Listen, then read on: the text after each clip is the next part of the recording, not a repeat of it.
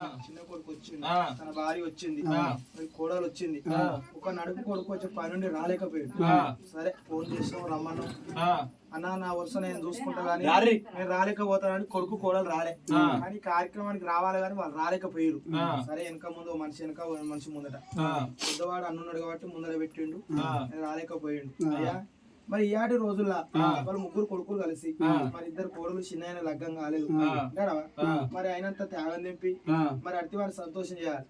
ఇవాళ అడగవు తీసుకో లాస్ట్ పేరు లాస్ట్ కీర్తి అనేది దినకార్యం చేసిరు, నెల మాసిక చేసిరు, 5 నెలల మాసిక పెట్టిరు, ఏడాది మాసిక పెట్టిరు. అన్ని అయిపోయినాయా? లాస్ట్ వాళ్ళది మనల్ని నడుతారు.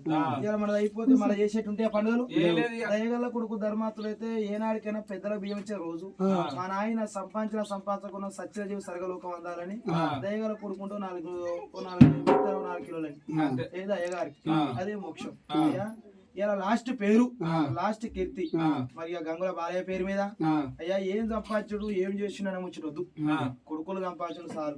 ఎన్ని బాధలు పడ్డాడో ఎన్ని కష్టాలు పడ్డాడో ఊరంతా ఇరికే మనకి ఇరికే. చూస్తూనే ఉన్నాం పోతూనే ఉన్నాం. సరే ఊరు బయట ఉన్నా కూడా ఊరు చుట్టూ తెలియకుంటుంటాయా? అన్ని తెలుస్తూనే ఉంటాయి. అయ్య పేరు అయినంత త్యాగం చెప్పి అయినంత బత్యం ఇచ్చి మంచి సంతోషంగా మమ్మల్ని లేవట్టి రాత్రి కూడా సంతోషం కథ చెప్పించి ఆనందంగా చేస్తే సచ్చిన మీ నాయన జీవి కూడా సరలోకం అంతది. మన యాదవ గొల్లకు కొందరు అంటారు కదా, ఇవాళ మంది చోడు బొమ్మలు తిస్తాడు, వాడు కథ చెప్తాడు, దేవస్థానం తిస్తాడు, వాడు సాగుతాయి అడుగుతాడు. ఇది ఇప్పుడు పుట్టింది అప్పుడు పుట్టింది అంటే క్రూతాయిగా పుట్టింది. ఇలా సరే నువ్వు ఇంత ముందు ఊరు పద్ధతిలో వస్తలేవు పోతలేవు కాబట్టి వచ్చిన వాళ్ళు చూసిన వాళ్ళు వీళ్ళంతా కెరికే. ఎందుకు ఇవ్వాలంటే మన యాదవ కులాన ఎవరైనా చనిపోతే మరి కాశీకి పోవాలి. కాశీ అవతల పెరకబత్తును బట్టి పేరైన వంటలు వండి వాళ్ళకు సంతోషంగా పిండపదాలు పెట్టి అయ్యగారులకు లేగలు ఆవులు కొనిచ్చి వాళ్ళకు సొమ్ము సంబంధం పెట్టి వాళ్ళ పేరిట బట్టలు పెట్టి మనం తీసుకొచ్చి సంతోషం చేసేది పేరుండి. మన యాదవ కులాన గొల్లవారికి కోటొక్క దేవస్థానం తీసి వాళ్ళ పేరు మీద తీస్తే మన గొల్లవారికి మోక్ష ఫలం అది మందించేవారు.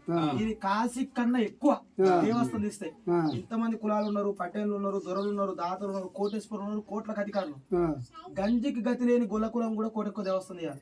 అది రాజులు యాదవ రాజులు. రాజులు అంటే రాజులు ఒక్కలే రాజులు. ఒక యాదవ రాజులు క్షత్రియ కులం, ఇంకొక రాజులు ఎవరు మన దాట ముదు రాజులు వాళ్ళొక్క రాజు. మరి సంతోషంగా ఏ పేరు మీద ఈ ఆనందంగా మీరు ముగ్గురు విస్తరించు. ఏం చేసినా బాధపడతారు, ఏం చెప్పినా బాధపడతారు. అయ్యే పేరు